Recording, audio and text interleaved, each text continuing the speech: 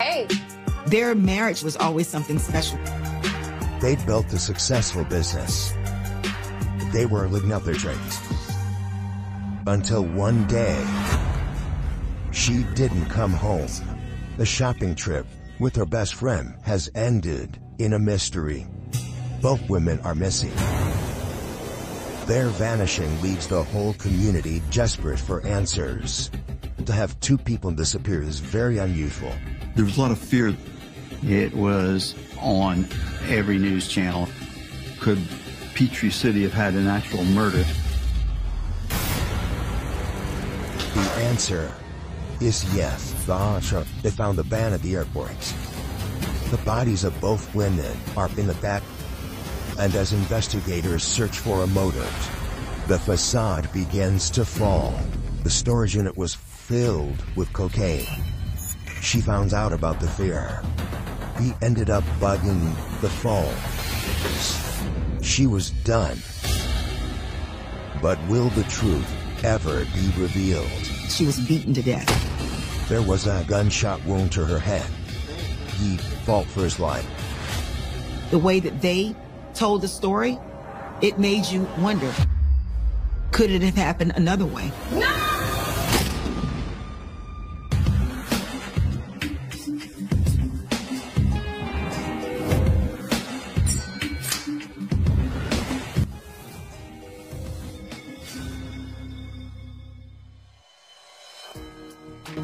November 16, 1995.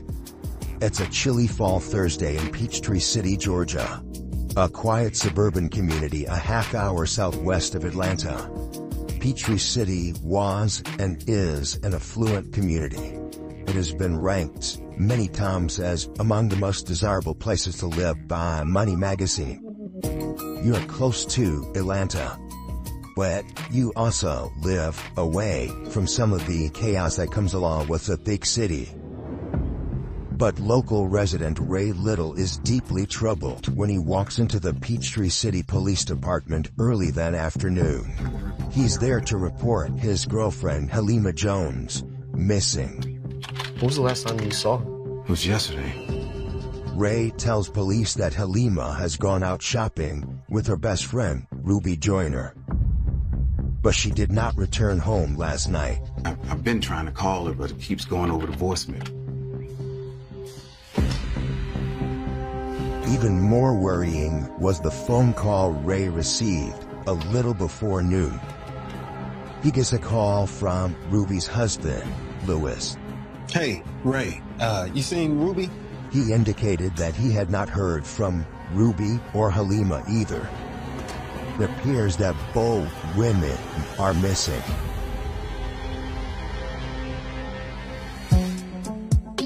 Ruby Joyner was originally from rural South Carolina. We're from a small little town that just got a stoplight maybe 5 years ago. But as she got older, Ruby saw herself living a much bigger life. She had decided that she really wanted to pursue a career in tech, which at that time was really a big deal. That was much newer. Ambitious and fearless. In 1971, Ruby chased her dreams all the way to New York City. She was determined to do whatever she wanted to do. She enrolled in an executive training program with IBM. Not only did the move jumpstart her career, it also led her to the love of her life. She met Lewis Joyner, who was a very successful computer programmer. The two bonded over computers and technology. But there was more to Lewis than just writing code. He was not just smart, he was also charismatic. She loved the way he presented himself. A native New Yorker, Lewis had grown up in Harlem. He was kind of a straight-talking New Yorker, not a tough guy, but someone who was no bull kind of guy. And if he saw something he wanted, he went after it. Think we can take you out to get a drink later? I'd love that. One date led to another. And before long, the couple had created a beautiful life together. They were married and settled in the city. Their marriage was always something special. They were very excited because they were actually both living out their dreams. And by the early 90s, the ambitious couple was ready for a new challenge and a new city, Atlanta. It was really a great place for a black professional. There was a major boom of folks migrating from New York City down to Atlanta in the 90s, and many of these people were establishing businesses. They landed in Peachtree City and bought a beautiful home. Soon after arriving, the Joiners opened their own business, one that capitalized on the steady flow of people arriving in the booming southern metropolis. They decided to start a moving and storage company. Lewis ran the business, while Ruby helped in the office. Hey, babe. Hey, how did it go? Really, really good. And we got their friends. We're moving in a couple of weeks as well. Oh, that's great. Yeah. Yeah, the information is on there. Awesome. I will call them tomorrow and confirm everything. All right. Love you. Within a few years, the business was booming. They grew it to $2.3 million. That was super huge. They had come to Atlanta and they had made it. They were one of the fastest growing black businesses in the whole United States. The couple's business wasn't all that was thriving either. But Atlanta is not just a great place for your career, it is also a wonderful place to socialize. And they quickly figured out that that was also important to them. And so they actually joined a social club. Oh, and that is where Ruby met Halima.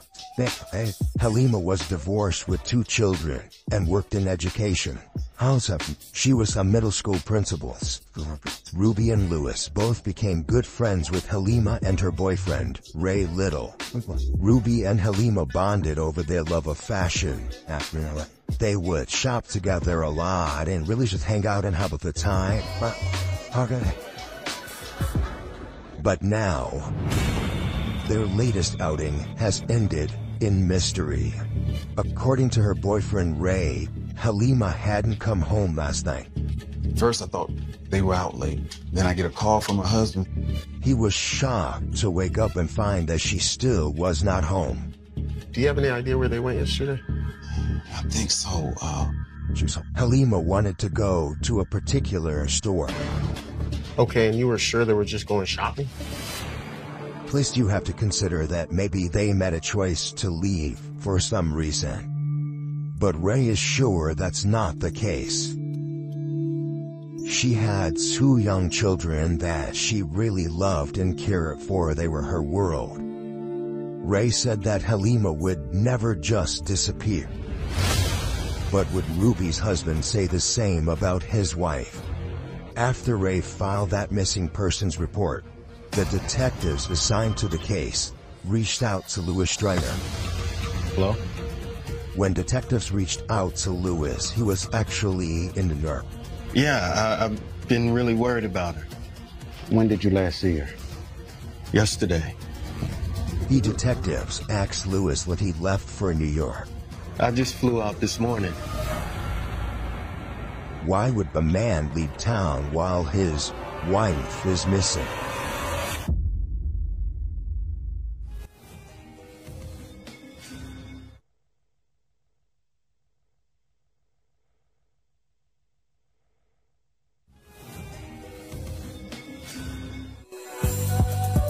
Ruby Joyner and her husband Lewis had built a beautiful life together.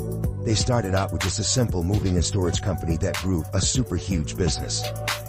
They were living in the Atlanta suburb of Peachtree City and were happy. But now, detectives are trying to find Ruby and her close friend, Halima Jones. Halima's boyfriend, Ray Little, had gone to the police and reported her and Ruby missing. The story is that these women had gone shopping and that they had disappeared. However, when the detectives follow up with Ruby's husband Lewis, things take an unexpected turn. When did you leave Atlanta? I just flew out this morning. Why would the man leave town while his wife is missing?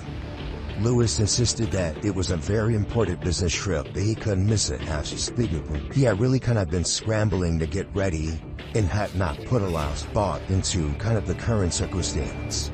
Yeah, I just figured Ruby had spent the night out with Halima. Lewis says that once he had gotten to New York and still couldn't reach Ruby, he called Ray. He said that it wasn't until he spoke to Ray and learned that Halima had not come home either, that he actually started getting worried.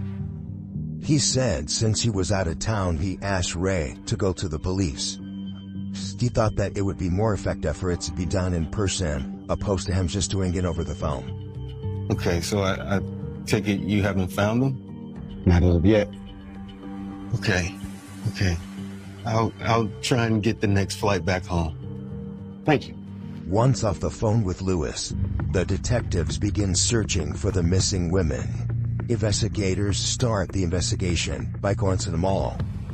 They were believed to be traveling there on the night that they were last seen. But when they get there, they ask around, and none of the employees had seen Halima and Ruby. The mall an apparent dead end. The detectives hit several other shopping centers in the area. Once again, the detectives come up empty-handed. No one remembers seeing them. The detectives are really wondering if the lady did in fact even go shopping that day. But if Ruby and Halima hadn't gone shopping, where did they go? At that point, they decide that it's probably best that they start to expand their search. The investigators alerted their counterparts in Atlanta and other surrounding communities. They issue a public statement to the media asking for any information. They said to be on the lookout for 2 women, and they also gave the description of Halima's blue van. It was not implying foul play, but anybody could read it between the lines that there might be foul play. The public is on high alert as news of the missing women spreads through Peachtree City. The disappearance of 2 women who were residents was big news and unusual. One of the big attractions to Peachtree City was a slow crime rate, so people had a sense of security. And so when these 2 women disappeared, it was scary to people. With fear in the community growing, the detectives bring in the Georgia Bureau of Investigation. The Georgia Bureau of Investigation assists local law enforcement agencies. And at this time, the Peachtree City Police Department wasn't a large department, and so we were contacted for our experience. While the investigation gathers momentum, Lewis contacts Ruby's family in South Carolina with the news that she and her friend Halima are missing. My gut told me something had happened to both of them. It was totally unlike Ruby to just disappear. Whatever happened, Ruby's family is determined to find her. We all got in cars and came to Atlanta, and we went out. We went looking. But as Ruby's family joins the search, the detectives are starting to suspect this case won't have a happy ending. Since Ruby and Halima were supposedly going shopping, the detectives pulled their bank records and credit card statements. But there was not any indication that the 2 had made any purchases. This is alarming for the police at this point. Something bad has happened to these women. And there's no trace of the missing women until November 21st, 1 week after they disappeared. A security guard spotted a van that matched Halima's in the long-term lot at Atlanta's Hartsfield Airport. He approaches the van with a flashlight, and when he shines the light inside, he makes a horrific discovery. He sees a mound covered by a blanket, and then he sees what he believes to be a foot sticking out.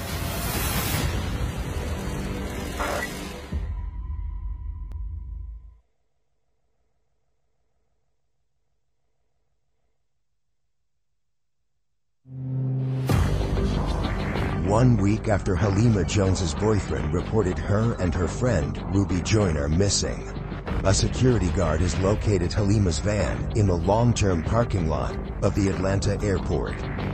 And when he looked inside the van, he saw there was something in the back covered by a blanket. A foot can be seen sticking out from under the blanket. Call 911. Send police here now. Long-term parking, row F. Law enforcement floods the scene within minutes. Atlanta Police, Peachtree City Police, and GBI all arrive on the scene. After a week of searching, the two women's whereabouts is no longer a mystery. Both Halima Jones and Ruby Joyner were located inside the vehicle. The bodies of both women are piled together, covered by a very large blanket. They were obviously victims of a murder. Because of the state of the bodies, it was determined they had been dead for several days. They were probably killed the night they went missing, but they died in very different ways. Halima had a singular shot to the back of the head. Outside of the gunshot wound, her body was essentially pristine. Whereas Ruby had been badly beaten. She had facial contusions, blackened eyes. Bruising on her neck also indicates that Ruby had been strangled. It is remarkable that the two bodies were in completely different states. That's kind of a head scratcher. Even more puzzling, there's evidence to suggest that the women may have been killed in a different location. Ruby is covered in vegetation. It looks like she was dragged through some underbrush. There was also signs of a struggle. Ruby had on a camisole top, which was a little bit strange for that time of year, but it also looked as though there was the cuff of a black sweater around her wrist, which suggested that the killer ripped off her sweater during the struggle. But beyond that, the van offers little in the way of evidence. There were no shell casings, there were no fingerprints, and there was no DNA evidence. While the medical examiner's team removes the bodies for autopsy, the detectives contact Ruby and Halima's families. We got a call like in the middle of the night, probably about 3 o'clock in the morning. They asked us if we can come to the police department. They didn't give us any information over the phone. It's only when they're face to face that the detectives break the devastating news that both women were dead. The whole thing was just it was just unreal. It's like something that you see on TV. It wouldn't happen to you. It happens to somebody else. This doesn't happen to my family. It doesn't happen to someone that we love. It was just hard. I hope to never have to feel what I felt that night ever again in my life. The detectives also contact Halima's boyfriend, Ray Little. Investigators ask him to come down to the station. However, they were unable to get a hold of Ruby's husband, Lewis. There was a big question mark. Where is he? While the detectives try and fail to reach Lewis, the double murder becomes the top news story in Metro Atlanta. It was on every news channel and covered extensively by the paper. There was a lot of fear that two women who seemed to be straight arrows could come to this kind of end. When the detectives sit down with Ray later that day, it's obvious that he's already seen the headlines. He's absolutely devastated that Ruby and Halima are both dead. I don't understand, how could this happen?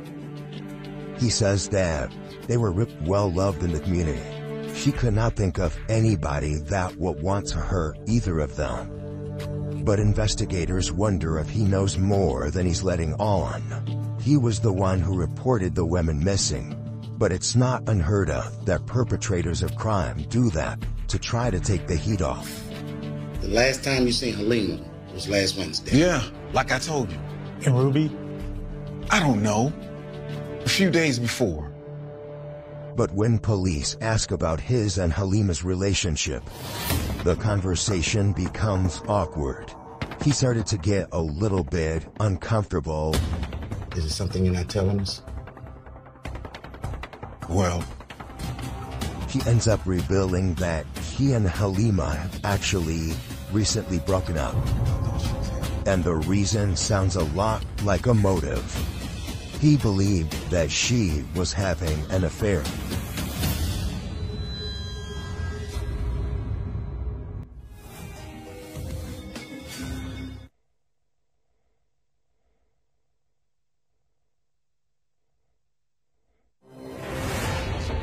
Questioned about the murder of his girlfriend, Halima Jones, Ray Little has just revealed that they had recently split up because he believed she was having an affair.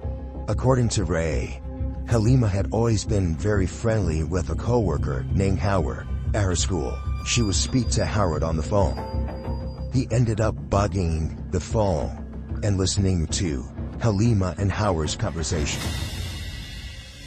Was she cheating on you?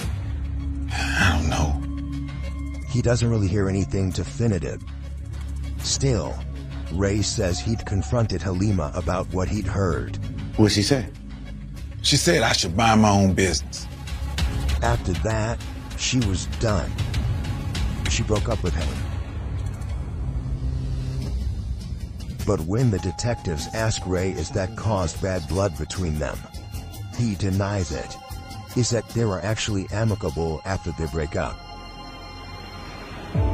If Halima was seeing someone else, could he be responsible for the murders? Or had Ray's jealousy sent him into a rage? Look, I had nothing to do with this.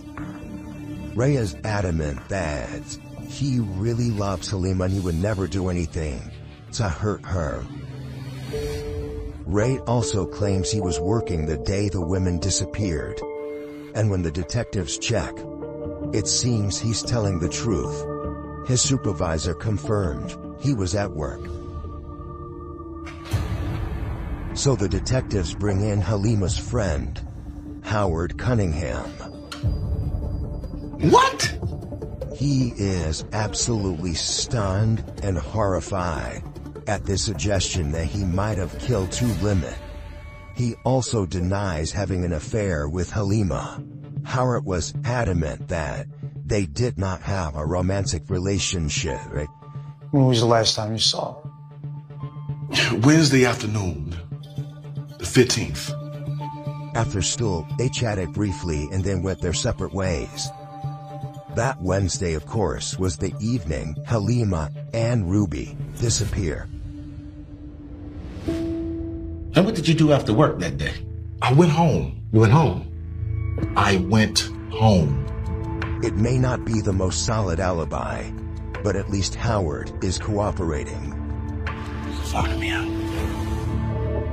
However, the investigators still cannot get a hold of Louis Joyner. Investigators were very suspicious of him because of the circumstances of his departure. Their suspicion of Louis deepening with each passing day. The detectives obtain a warrant to search the Joyners' home. There was nothing particularly alarming. But when they look through the books for Louis's business, something stands out. Exactly what we were looking for. The Joyners had been on the edge of bankruptcy for at least a few years. That's it. Could there be some correlation between all these debts and the murder? With a hunch they're on the right track, the detectives next turn to a storage unit leased to Louis. When they access the unit, they're surprised to find that it's filled with cocaine. Had Louis turned to drug dealing to support his failing business? Dealing drugs could provide a way for him to pay off some debts. Got a lot in there. We're gonna need crime scene tech out here. But before detectives can even follow the lead about the bankruptcy and the drugs, they actually get a phone call. Homicide. The call is from a close friend of Ruby's. She tells the detectives that Halima was indeed having an affair, but the affair was with Ruby's husband, Lewis. And according to her friend, Ruby found out. Ruby was devastated. Did she confront Lewis about the cheating? Ruby's friend did not know how Ruby planned to handle it. Whether it was his drug dealing or the affair that triggered the murders, detectives believe Lewis is the key to solving this case. There was a nationwide manhunt to locate Lewis. When the drug evidence was found, a warrant had been placed through him. And when they're contacted by a man in Atlanta named Gerald Douglas, the detectives sense they're closing in on the fugitive. Gerald tells Sound that he and Lewis have been friends for a very long time. He says that he actually knows exactly what happened to Ruby and Hope. The next morning, Gerald sits down with detectives. Thank you for the welcome. Please have a seat. He starts off by telling them that he'd seen Lewis less than 48 hours after Ruby and Halima disappeared. Lewis Joyner wanted him to come to New York. He told Gerald that he needed some help. So you flew to New York? Yeah. Like I said, I've known Lewis a long time.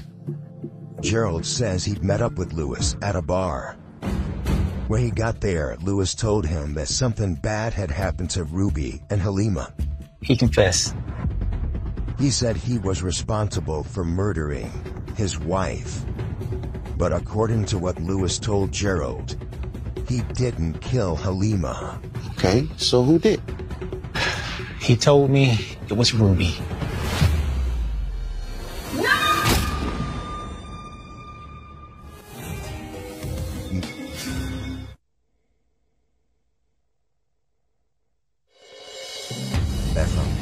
A close friend of Ruby Joyner's husband has just told the detectives investigating her murder that Lewis Joyner confessed to killing his wife. However, he said that Lewis told him that Ruby had killed Halima. Why would she do that? He said she found out that him and Halima had been messing around. And according to what Lewis told his friend, her rage over the affair had boiled over on the evening of November 15th. The two women had gone shopping to the Shannon Mall and had arranged to meet Lewis Joyner for dinner, and in fact did so.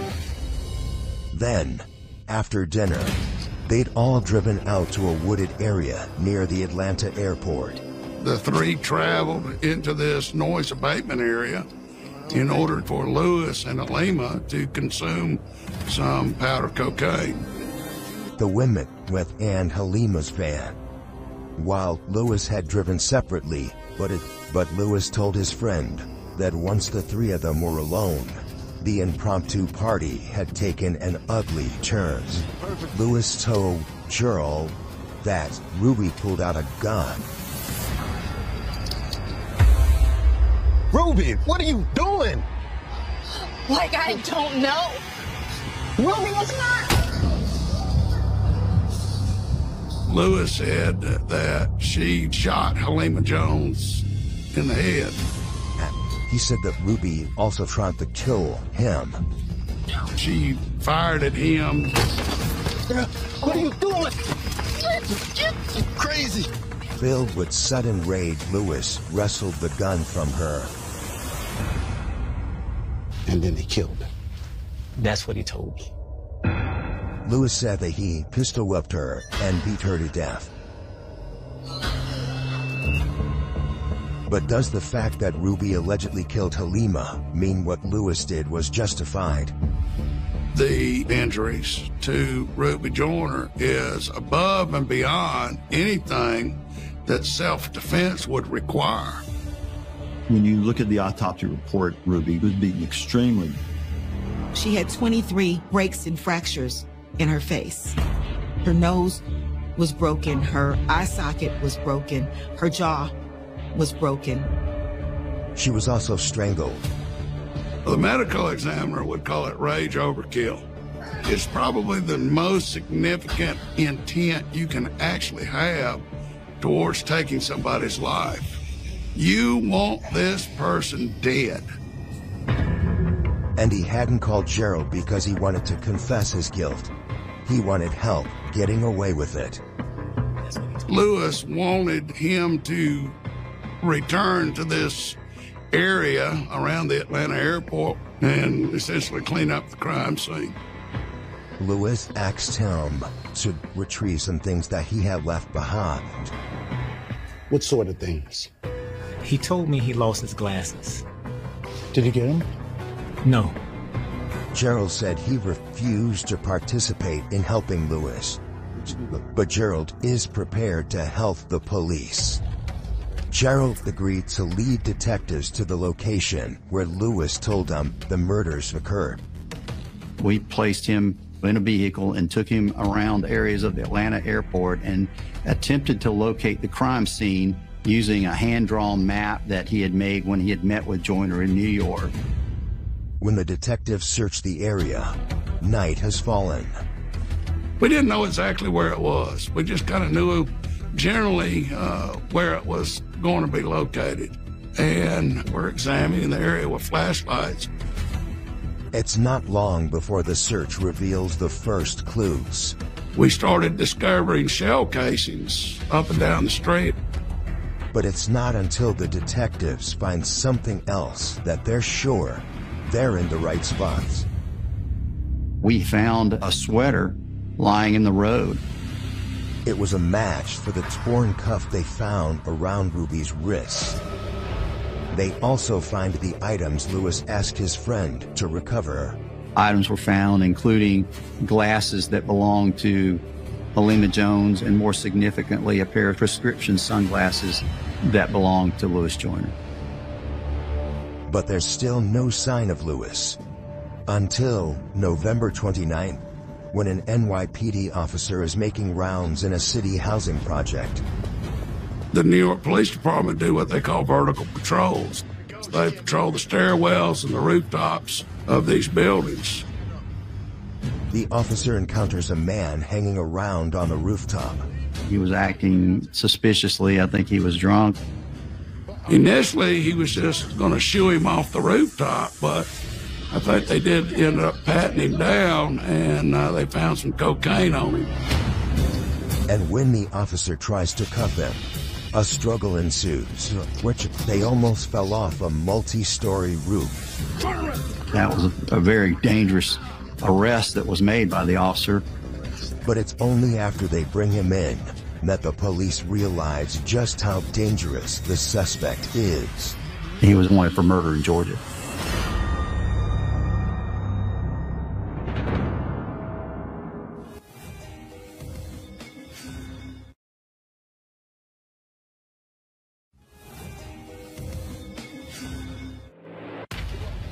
A police officer in New York City has just unknowingly taken a wanted fugitive into custody.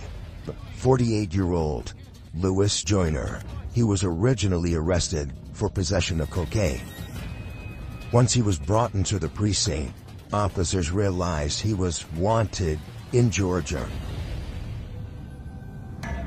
But by the next day, the news that there had finally been an arrest in the murders of Ruby Joyner and Halima Jones was all over Atlanta. It was a pretty big story when he was arrested. He looked like he had been through it. He looked desperate, and everyone, of course, breathed a sigh of relief. Although for Ruby's family, plenty of questions remain. Even though it was over, we still didn't have the answers that we were looking for. We didn't know the why. Why did this happen? Did you really do this? The detectives have similar questions. We traveled to Harlem with a couple of New York City detectives and made contact with Lewis Joyner at that precinct. He invoked his Miranda rights, so he did not provide a statement to us. So all the detectives had is the story Lewis told his friend Jarl. Not that they believe it. Investigators charged Lewis with both murders. The police think Lewis did the shooting and the beating. Extradited back to Georgia, Lewis stands trial for the double murder in August of 1996. He'd lost a lot of weight. It just made him look very old, very fragile. It wasn't the same man that I knew. While prosecutors don't know exactly what happened, they theorize the crime was motivated by Lewis and Halima's affair. Prosecutors based their theory off a belief that Ruby was the main target. They assert that his plan was most likely to get Ruby out of the way so he could continue seeing Halima. And after meeting them for dinner that night, he'd suggested the drive to a secluded spot near the airport. What is this place? Oh, this is where they tore down all the houses because it was too close to the airport. It had been abandoned because there was so much noise that people just moved out, and it just was empty, paved streets but no houses. The story Lewis told Gerald about going out there to snort cocaine may have been true. But according to the prosecutors, that wasn't all Lewis had in mind. Well, it's my belief that he's the one that introduced the weapon to the scene. Lewis, what are you doing? I love you, Halima. He tried to shoot Ruby and hit Halima instead. Maybe Halima stepped in the way. But Halima's sacrifice didn't save Ruby. Ruby ran into the brush, and he pursued her. The shots all missed, which explained the multiple casings at the crime scene. Then, his gun empty, Lewis tackled Ruby.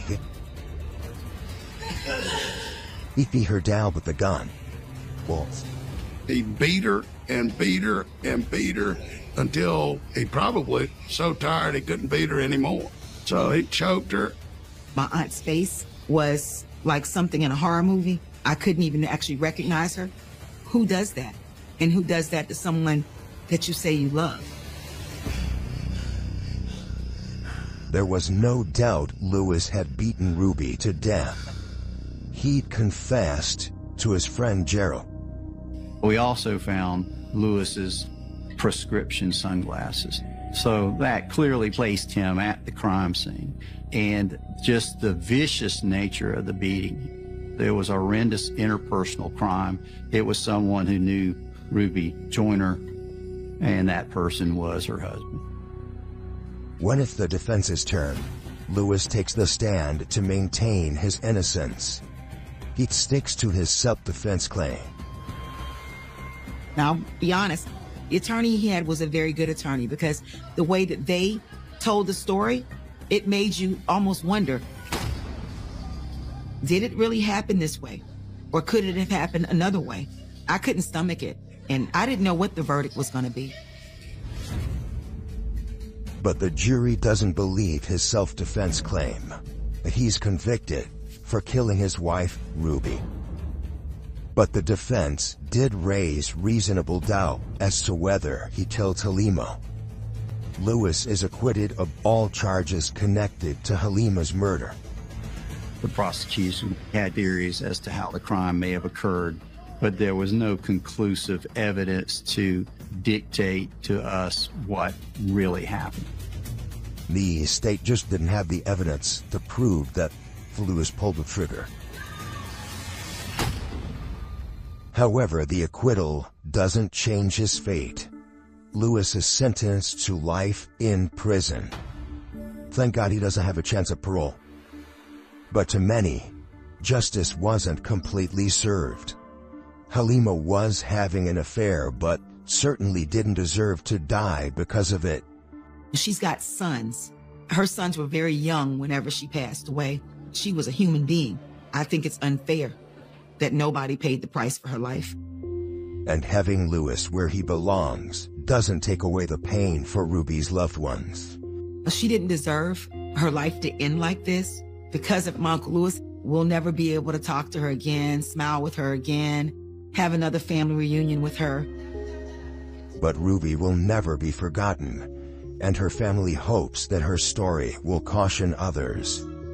If you're going through relationship issues, you need to really have at least one person you can talk to, share things with, so that they can understand what's really going on. And my aunt didn't want our other family members to even know that there was issues in their marriage. And that's probably why we didn't know what was going on. But you got to be strong enough to share with someone. They can help you get out of whatever the situation is.